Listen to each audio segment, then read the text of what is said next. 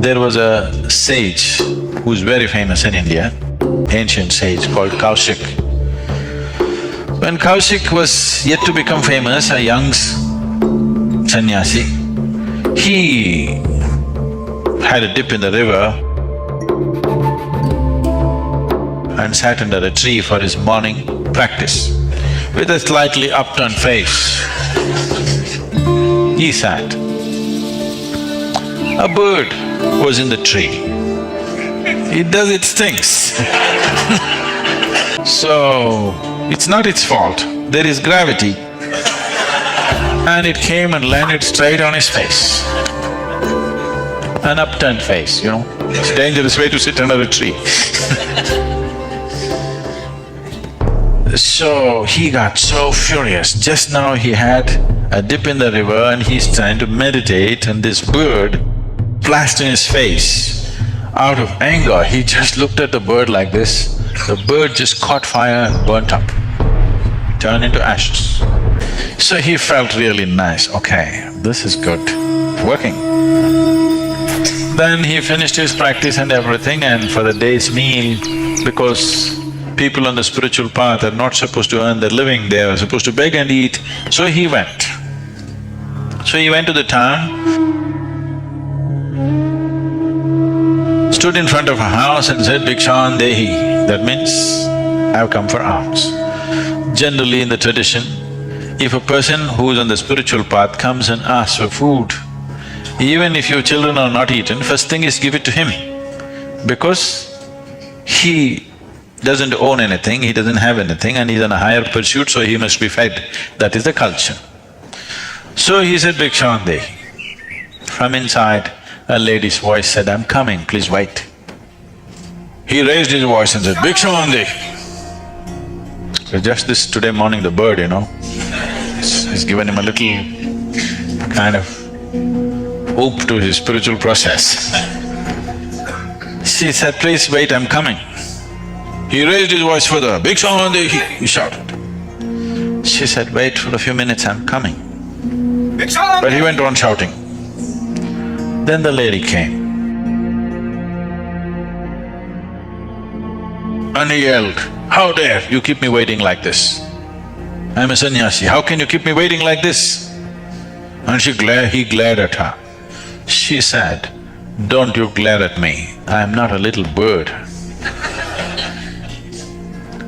So then because it happened only today morning, it's not been in the newspapers. And those days nobody could tweet except the birds, and the bird is dead.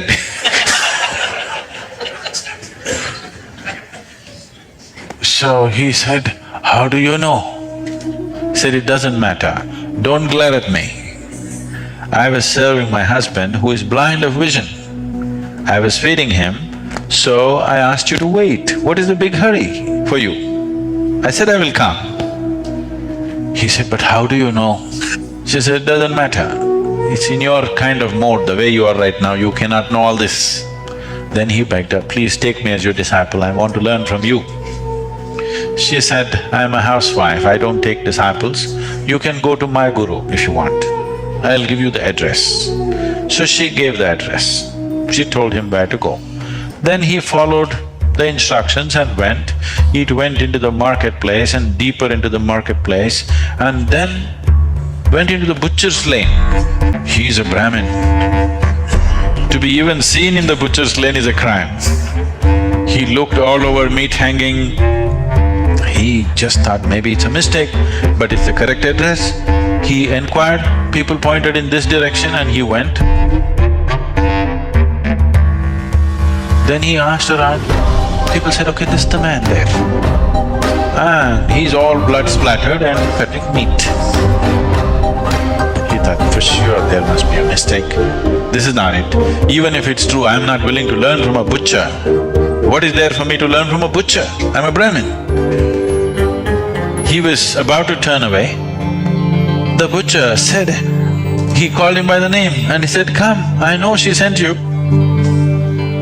Now he He went and stood there, this whole blood and gore, he couldn't stand it, but he just stood there amazed. Now he went there, that woman knew about the bird, he comes here, this guy already knows about this woman sending, he waited. The butcher said, wait, I'll just finish this work and I'll come and see you. He just stood there. Then he finished his work, closed it, and then he walked. He walked 3 feet away from him because walking next to a butcher who's actually… he's seen him chopping. And then the butcher talking to him, he said, just come, let me take you home, we will talk there. He went with him. He made him sit down and went inside.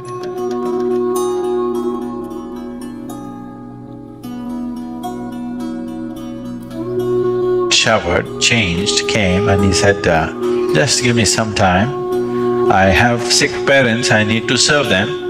I need to take care of them first. So he went in and took care of these old parents and then came back and sat down. Then he asked, I want to know how to know this, what you know.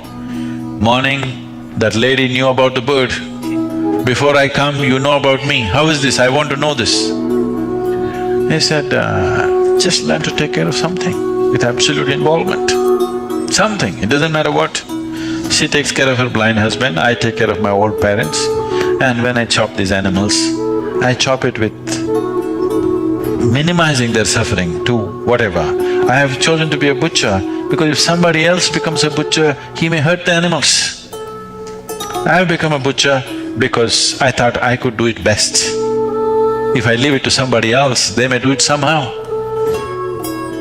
So, not very different.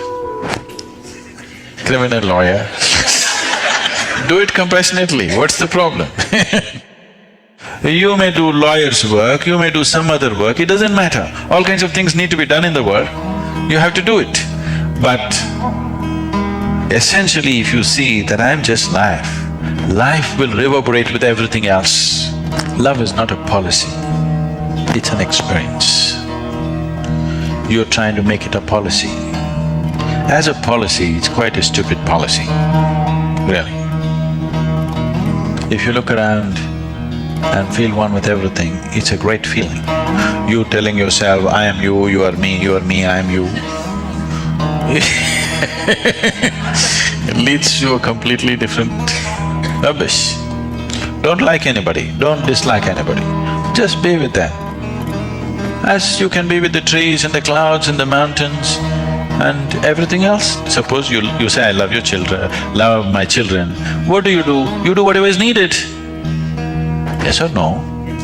Isn't that what love is about? You do only what's needed, you're not prejudiced. So prejudice happens because you identified with something or the other. When I say prejudice, you need to understand, the moment the mind gets identified with something, you have a certain kind of prejudice. If you say, I'm a man, you have a very male kind of prejudice, which is, you won't know. Others think you're something else, you know. They have bad names. Others. The moment you say, I'm Indian, you have an Indian kind of prejudice. Whatever identity you take, your mind works only around that and it makes it look like it's all right, that particular thing, whatever you identified with, everything else looks different. So essentially spiritual process means not identifying with something new, learning to live here without any sense of identity, learning to live here just as life, because that's what you really are, isn't it? So right now, you're in the court, it is not the nature of your job, it is your identity which doesn't allow you to reverberate. Right now, you may be working towards getting a death sentence for somebody, okay?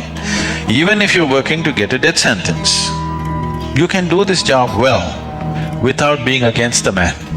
So it doesn't matter what is the nature of your job, even if your job is that of a hangman, you can still do it compassionately. People have done even such extreme jobs compassionately, isn't it?